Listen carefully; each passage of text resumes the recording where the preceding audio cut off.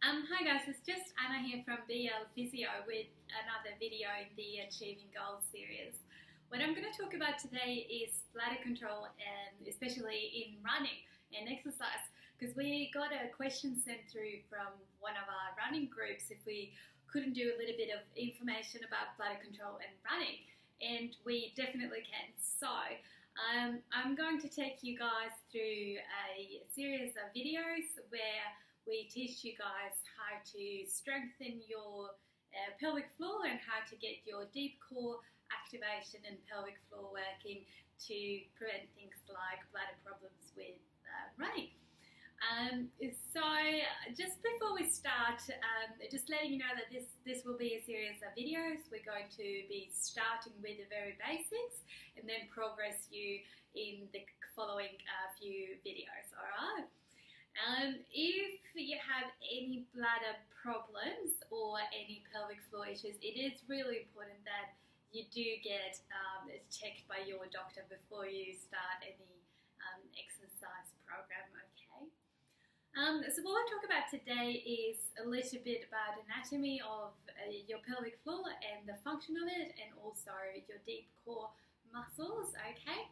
And how this is all important to prevent things like leaking and bladder dysfunction in running and exercise.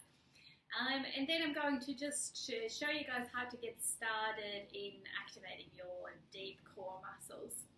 Okay, so with bladder control, we can have a range of different issues. Often we can have problems after we've given birth.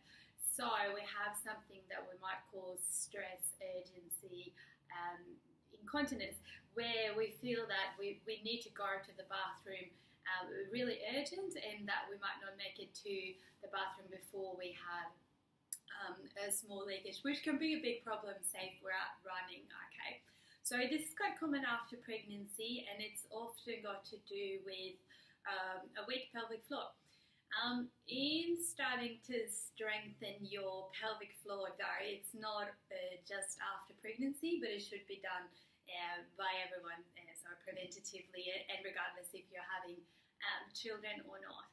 Okay, so just going to talk a little bit about the anatomy first. So I just printed a little picture.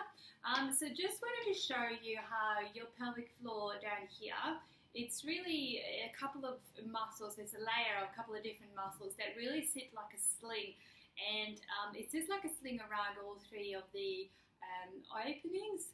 So we've got the bladder, we've got the uterus and the vagina, and then we've got the bowels at the back there.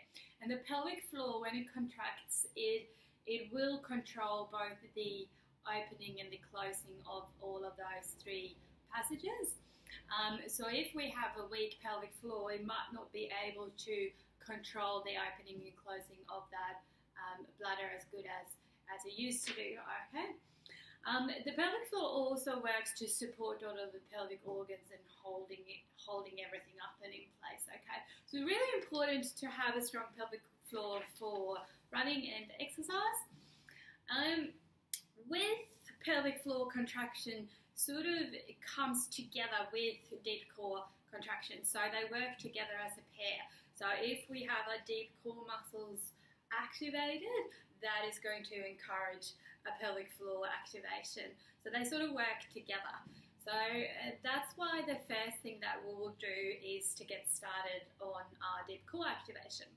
So our deepest layer of core muscle is transversus abdominis, or TA short. So it's really like the body's natural back brace, and it starts at the front and then it goes all the way to the back, and then it attaches, just turn around, so it attaches to your lower back.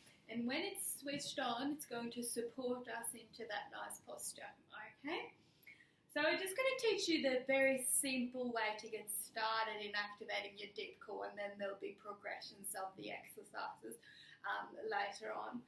So the way we do it, we're just going to be going tall through our lower back, and then we'll go floppy, and then breath in, breath out, and then it's a gentle indrawing of your lower stomach.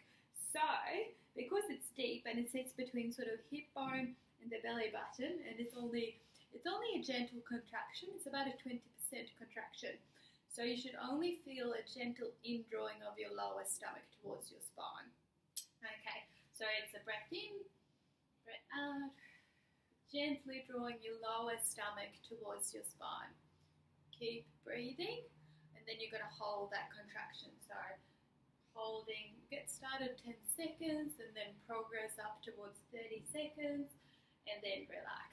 So the very simple way to get started with your core activation is to do, say, 20 to 30 second holds in sitting, and I will do at 10 in the morning, 10 at lunch, and 10 at night. So we know that to get these muscles going, we got to use them a lot. So the more you do it, the more activation you'll get, and with that deep core activation, the pelvic floor contraction will come more easy as well. So that's the first piece in the puzzle. So next time we're going to go through the starting exercises for activating and strengthening your pelvic floor to get it stronger in running and prevent things like bladder problems. Okay, that's all for me. So another video in the BL Achieving Goals series. See you in the next one. Bye.